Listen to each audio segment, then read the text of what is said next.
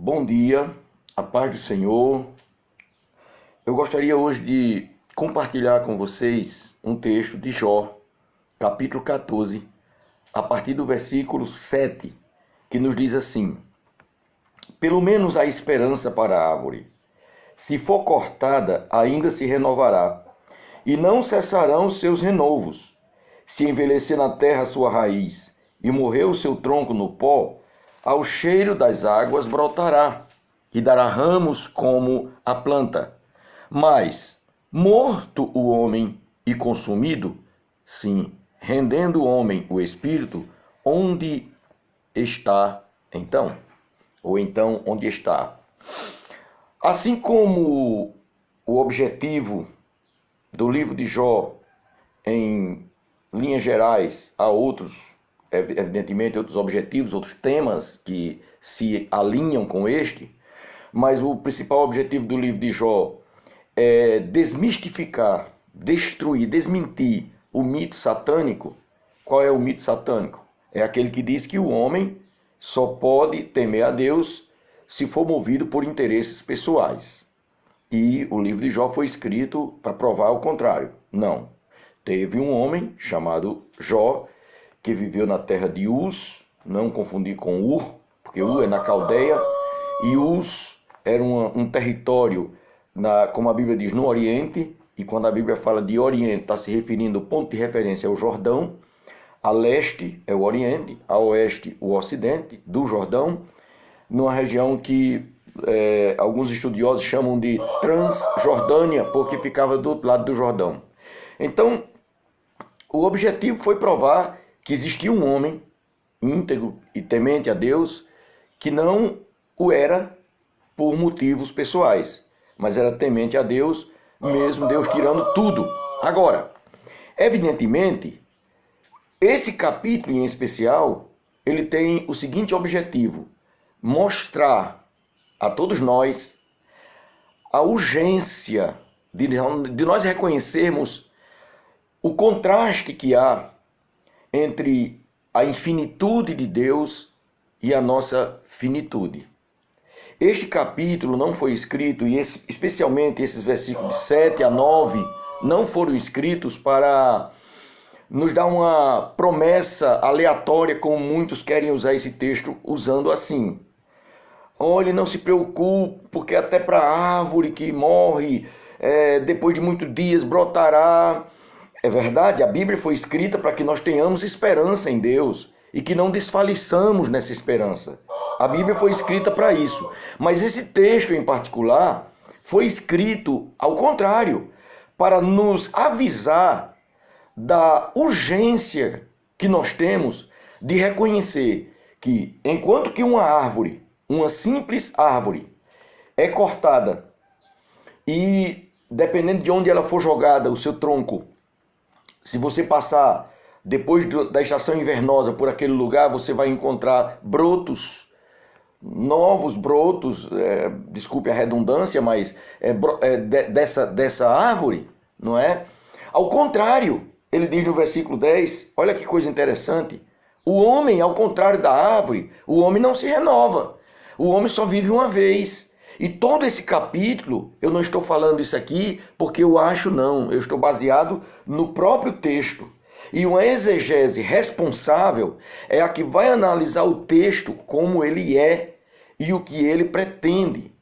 E se você analisar esse texto com muita responsabilidade, com muito compromisso com a verdade da palavra de Deus, você perceberá que o texto está falando que, diferente da árvore, o homem só vive uma vez. Ele só tem uma oportunidade de vida. E nessa oportunidade, ele deve aproveitar a sua vida, administrá-la da melhor maneira possível. E a melhor maneira, segundo a Bíblia, de você administrar a sua vida é colocando-a sob os auspícios da vontade de Deus. É deixar que Deus dirija a sua vida. Porque a sua vida é breve. É isso que diz aqui esse capítulo, não é? Ele diz que nós passamos rápido, não é? Nós voamos e o homem morrendo tem duas grandes inquietações nesse texto. A primeira é, no versículo 10, ele diz: e rendendo o homem o seu espírito, ou seja, morrendo o homem, então onde estará? É uma indagação. Para onde é que você vai depois da morte? Essa é uma primeira indagação inquietante que deveria inquietar você. A segunda indagação está, meus queridos irmãos, aqui no versículo 14, quando ele diz: morrendo o homem tornará a viver, é uma outra inquietação. As duas respostas, onde estará, depende do seu credo, da sua maneira de crer. Não, depende daquilo que está explícito na palavra de Deus. Todo aquele que nele crê será salvo, porém todo aquele que nele não crê será condenado. Daniel 12 diz que uns ressuscitarão para a vida eterna, outros para a vergonha e desprezo eterno. A parábola do rico e Lázaro diz que morreu Lázaro e foi levado pelos anjos para o paraíso. E morrendo o rico, foi lançado a sua alma no Hades, no inferno. Ok? Para onde é que vai estar esse homem?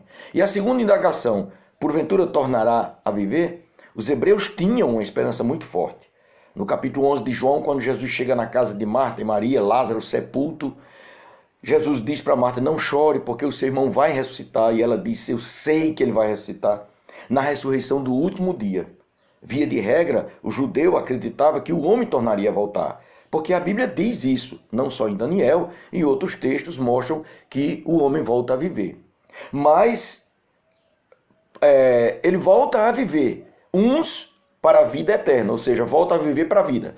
Outros voltarão a viver para desprezo eterno, ou seja, para a morte eterna. Lá no Apocalipse fala que esta é a segunda morte. É quando você volta, e todos voltarão, pode ter certeza disso. Eu não estou preocupado se você crê ou não. A Bíblia diz que todos voltarão, mas não para ter uma segunda chance nessa vida. Voltarão ressurretos. 1 Coríntios capítulo 15, o apóstolo Paulo diz que todos nós ressuscitaremos. 1 Tessalonicenses 4, a partir do versículo 13, também o apóstolo Paulo fala que nós ressuscitaremos. Apocalipse diz que foi dado um vestido linho branco, fino e resplandecente, para as almas ficarem repousando mais um pouco de tempo, até que chegasse o seu tempo. Porventura, depois do homem morrer, tornará a viver? Sim. Agora, para a vida ou para a morte? Isso depende de você reconhecer que Jesus Cristo é o seu único e suficiente Salvador, confessar, conforme está em Romanos 10:10, o coração você crê e com a boca você confessa, mas não se esqueça, o capítulo 14 de Jó não está te fazendo uma promessa irresponsável. Se preocupe não, porque até a árvore se renova, você também vai ser renovado. Não.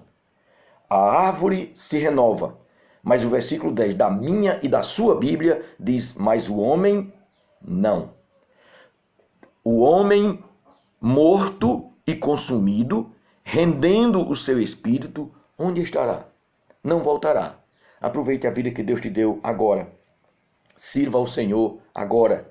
Renda-se à soberania de Deus agora. Porque depois da vida, você não vai ter outra oportunidade. Vamos aproveitá-la agora. Vamos servir ao Senhor agora. Vamos nos render à sua vontade, conforme está escrito em Romanos 12, que ela é boa, perfeita e agradável. Isso eu digo para você com experiência própria. Em nome de Jesus, Deus te abençoe.